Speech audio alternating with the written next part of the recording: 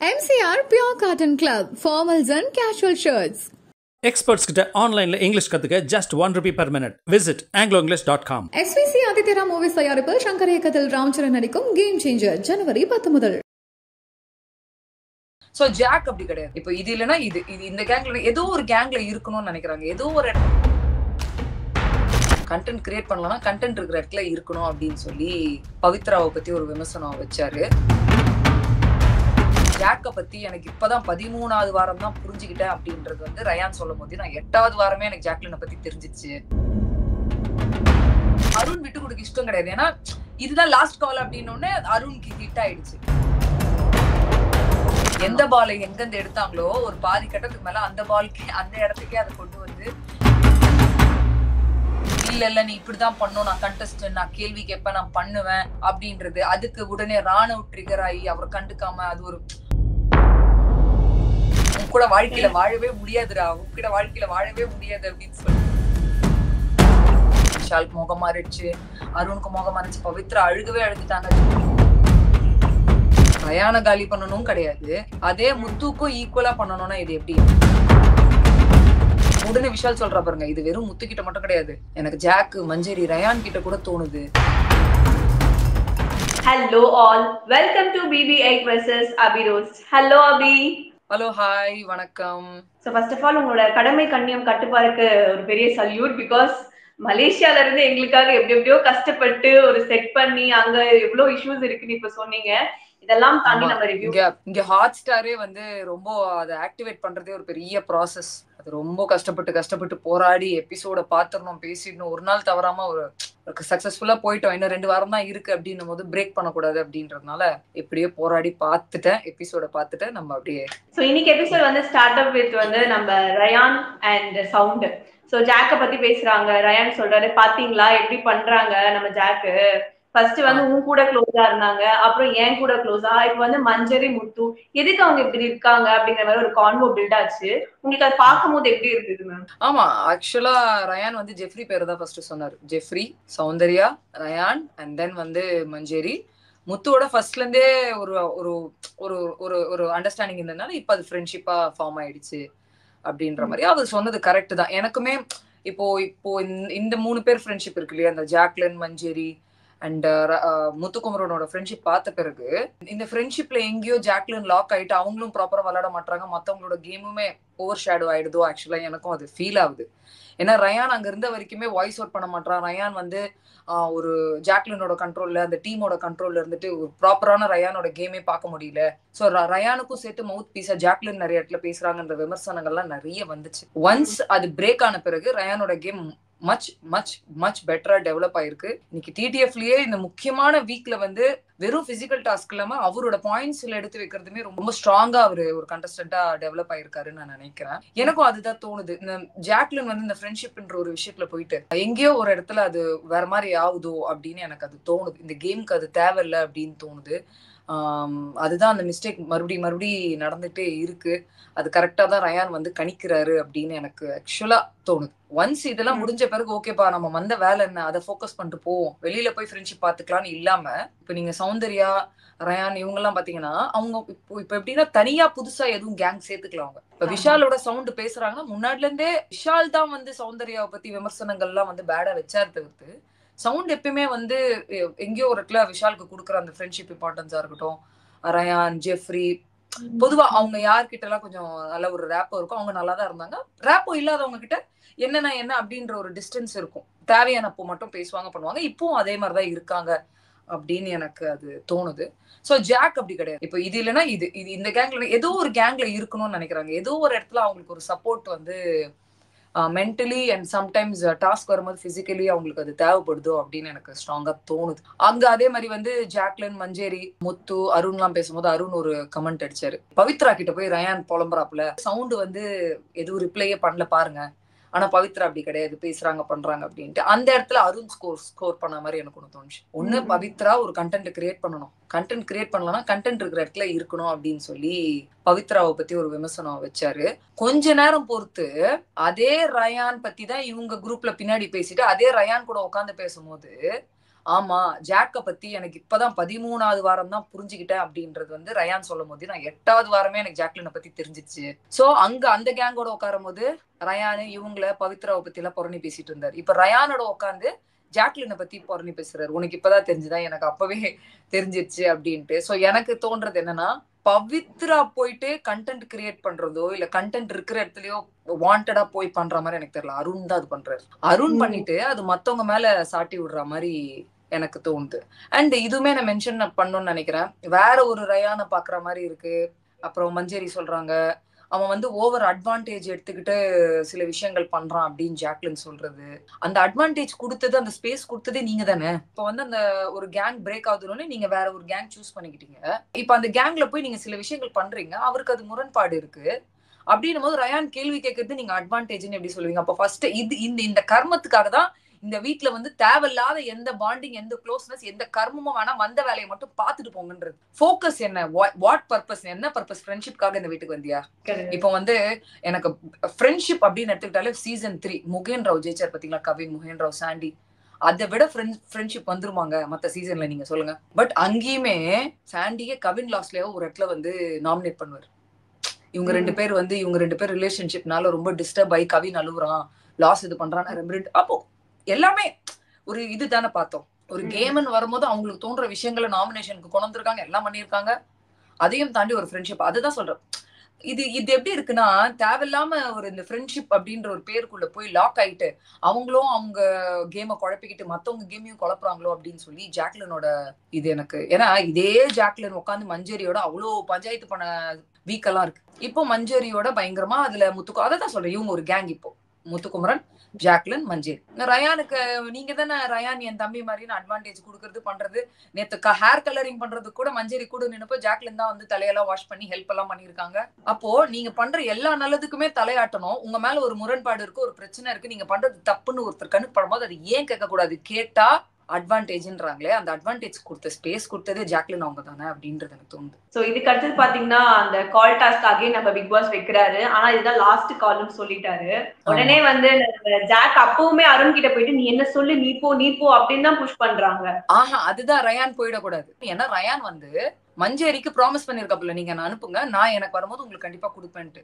So Arun கிட்ட போயிட்டு இப்ப அருண் கிட்ட போயிட்டு என்னன்னா முத்துக்குமரனுமே கூட இருந்து சொல்றாரு நீ ஜாக்லினுக்கு வந்தா கொடு அப்படின்ட்டு. Okay fine. ஒரு பாயிண்ட்ஸ் டேபிள்ல ஹையா இருக்கிறவன் ஜெயிக்க கூடாது, பண்ணக்கூடாதுன்னு நினைக்கிறது யாரு? முத்துக்குமரன் நினைக்கலாம், மஞ்சேரி நினைக்கலாம், இவங்க எல்லாம் கூட நினைக்கலாம். அது ஜாக் நினைக்கும் போதுதான் தேவையில்லாத பிரச்சனைங்க வருது. அது அப்டப்டா தெரிஞ்சுது. அண்ட் இதுல கூட அவங்களோட டிஸ்கஷன் என்னன்னா, நீ 2 நான் 1 எடுத்துக்கிறேன், தோத்தா 3 பாயிண்ட் போட்டோம், -1 மட்டும் வரக்கூடாதுன்றதுல அருண் ரொம்ப கீனா இருந்தார். என்ன மைனஸ்க்கு போக வேண்டாம், எடுத்தா நெக்ஸ்ட் லெவல் போகணும், இல்லைன்னா நான் இங்கேயே கூட இருந்துக்கிறேன் அப்படின்ற மாதிரி வந்து பேசிட்டு தான் வந்து பண்ணாங்க. அந்த இடத்துல ஜாக்லினுக்கு வந்து ரயானுக்கு போறது இஷ்டம் இல்லாம மறுபடியும் பாயிண்ட்ஸ் ஏறும் அப்படின்ற ஒரு விஷயத்த வச்சுதான் வந்து அவங்கள செலக்ட் பண்ணிக்கிட்டாங்க. உள்ள போய் கேம் நல்லா தான் ஸ்டார்ட் பண்ணாங்க. ஒரு இடத்துல கன்ஃபியூஸ் ஆயிட்டாங்க. எந்த பால் எங்கிருந்து எடுத்தாங்களோ ஒரு பாதி கட்டத்துக்கு மேல அந்த பால்க்கே அந்த இடத்துக்கே அதை கொண்டு வந்து இது பண்ணி கடைசியில அவங்க நினைச்சாங்க உண்மையிலுமே ஜெயிச்சுதான் பண்ணிட்டேன். பட் கிடையாது, அது அவங்களுக்கு மிஸ் ஃபயர் ஆயிடுச்சு. ஒரு மாதிரி டிசப்பாயின்மெண்ட்டுக்கு இதுவாயிடுச்சு. ஸோ 0ல இருந்தவங்க 0லயே ரிமைன் ஆகுறாங்க. அண்ட் அதுல கூட போனை டச் பண்ணது வந்து ரயான் தான் ஃபர்ஸ்ட்ன்ற மாதிரி முத்துக்குமரன் கூட அங்க சொன்னார். பட் ஓகே, இந்த வீக்ல வந்து அது முந்தானத்துல இருந்து ஓடிட்டு இருக்குன்னு நினைக்கிறேன் போன் டாஸ்க். இதுல வந்து ஃபர்ஸ்ட் நீ செகண்ட் அப்படின்னு இல்லாம யார் ஃபர்ஸ்ட் போன் எடுத்து ஹலோ சொல்றாங்களோ அந்த மாதிரி ஆயிடுச்சு ஆக்சுவலா. சோ அந்த இடத்துலயுமே ரயான் வந்து தன்னோட உரிமைக்காக ஃபைட் பண்ண மாதிரி நான் பார்த்தேன். சோ அந்த இடத்துல வந்து நம்ம ரயான் வேலிடா ஒரு क्वेश्चन வைக்கிறாரு. முத்துக்குமரன் நேத்து நீ வந்து கால் எடுத்த, நான் டச் பண்ணேன், பட் ஆனா நான் விட்டு கொடுத்துட்டேன். ஓகே இது வந்து ஃபேரான கேம் இல்ல அப்படின்னு சொல்லி நான் விட்டு கொடுத்தேன். பட் ஆனா இப்ப நடக்கிறது இது ஃபேர் இல்லையா நீயே சொல்லுன்னு கேக்குறாரு. அது கரெக்டான ஒரு क्वेश्चन தானே? ஆமாங்க, கரெக்ட் தான். பட் அந்த இடத்துல அருண் விட்டு கொடுக்க இஷ்டம் கிடையாது. ஏன்னா இதுதான் லாஸ்ட் கால் அப்படின்னு உடனே அருணுக்கு ஹிட் ஆயிடுச்சு. நான் எடுத்துட்டேன், நான் ஹலோ சொல்லிட்டேன், சொல்லுங்க அருண்னு சொல்லிட்டாரு பிக் பாஸ். ஜாக்லினுக்கு என்னன்னா ஐயோ பிக் பாஸ் இதை மாத்திரக்கூடாது, எனக்கு தான் வரணும் அப்படின்ற மாதிரி அவங்களும் அந்த மைண்ட் செட்ல இருந்தாங்க. ரயான் ஆப்வியஸா இப்ப ரயான் இடத்துல நான் இருந்தாலுமே நான் தான் ஃபர்ஸ்ட் தொட்டன், எனக்காக பேசுங்க, போனை எனக்கு மாத்தி கொடுங்க, நான் பேசுறேங்க அப்படின்றது தானே இருக்கும். சோ அருணோட சைடு என்னன்னா இதுதான் லாஸ்ட் கால், இதுலயாச்சும் எனக்கு ஏதாவது பாயிண்ட் வந்துருமா அப்படின்னு ஆதங்கம் அவருக்கு.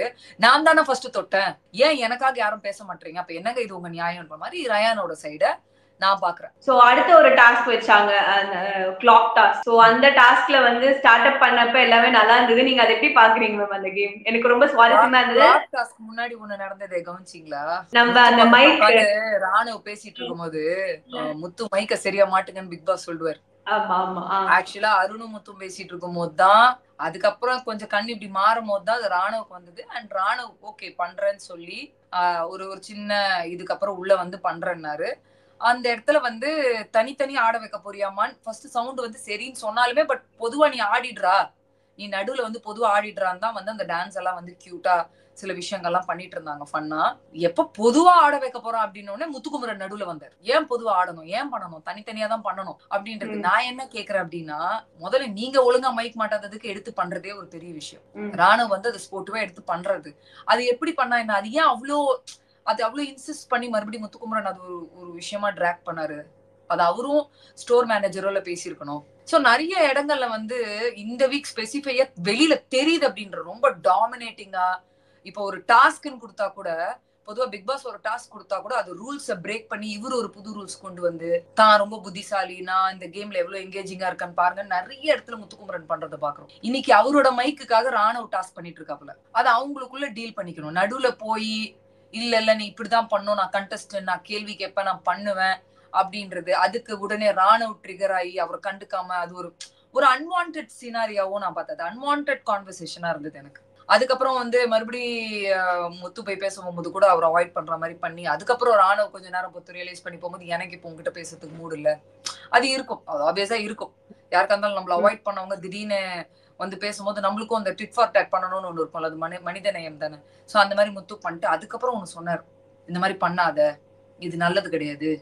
ஒருத்தர் வந்து பேசும்போது இக்னோர் பண்றது என்ன, இதெல்லாம் மாத்திக்கோ அப்படி இப்படி இப்படி. நான் என்ன கேக்குறேன், இவ்வளவு அட்வைஸ் பண்ற நீங்க உங்களுக்காக ஒருத்தர் டாஸ்க் பண்றது, அது ஏன் அவ்வளவு சீரியஸ் கான்வர்சேஷனா எடுத்துட்டு போனீங்க? நான் முத்து கிட்ட கேள்வி கேட்கிறேன்.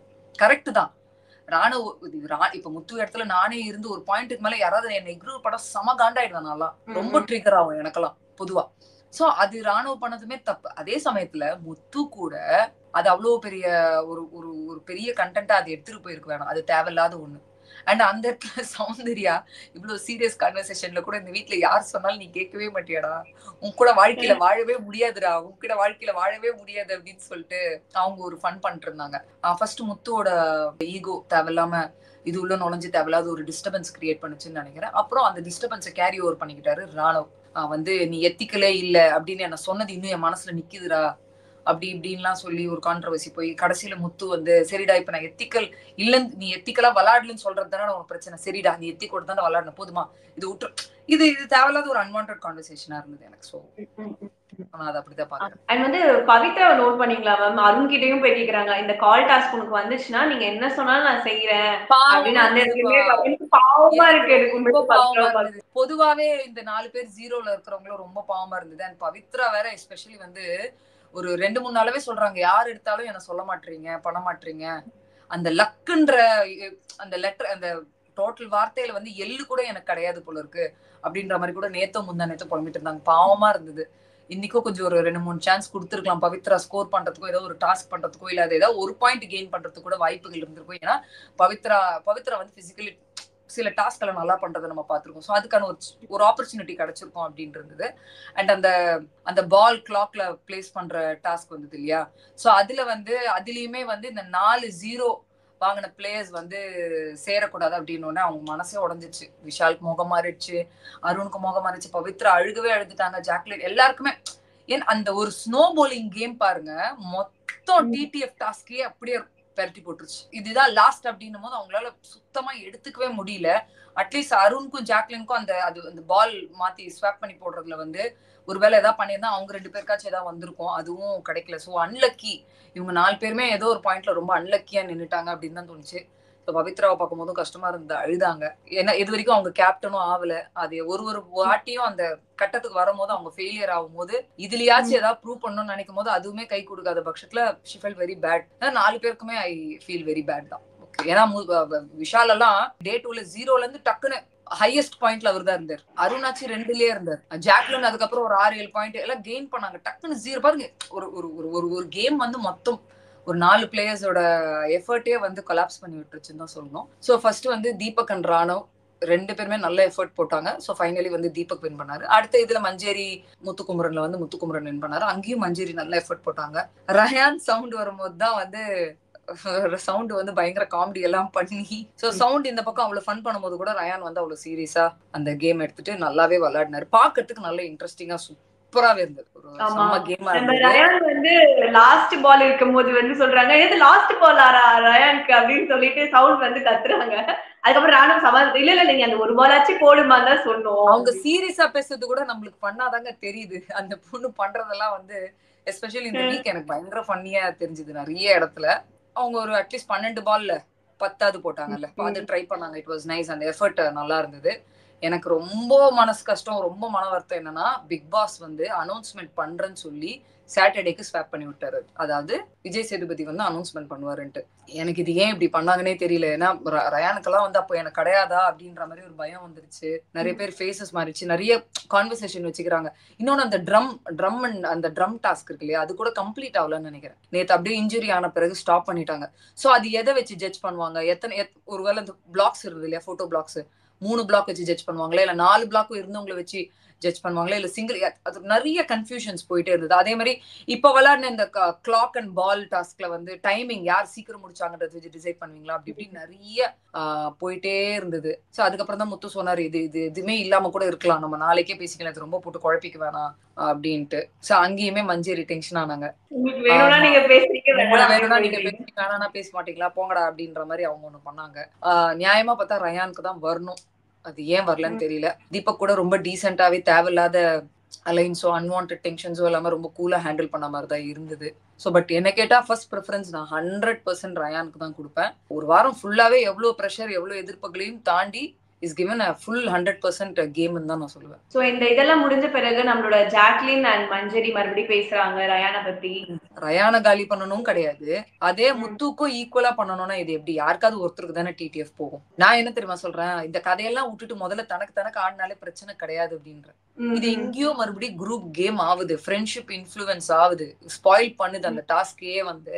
இது நான் நிறைய பாக்குறேன், லாஸ்ட் 2 வீக்ஸா பாக்குறேன், இந்த வீக் ரொம்ப ஜாஸ்தியா பாக்குறேன். நீங்க ஏங்க முதல்ல அதெல்லாம் பண்றீங்க? அவங்க விளையாடி அவங்க கேம் அவங்க பாத்துப்பாங்க. நீங்க 0ல இருக்கீங்களே, அவ்வளவு சம்பாரிச்சதை கொண்டு வந்து ஸ்னோ போலிங்ல கடைசியில பாருங்க அது மொத்தமா சௌந்தர்யாக்கு போச்சு. இந்த சௌந்தர்யா அடிக்கடி ஒரு டைலாக் சொல்லுவாங்க பாத்தீங்களா, இது ஒரு ட்ராப் மாதிரி இருக்கு. இந்த ஃப்ரெண்ட்ஷிப் குள்ள ஊந்துட்டு நம்ம வந்து ப்ராப்பரா ஒரு கேம் விளையாட மாட்டோமோ, நம்ம என்ன பர்பஸ்க்காக இந்த வீக்ல வந்தோன்றதே வந்து மறைஞ்சிருது அப்படின்றது.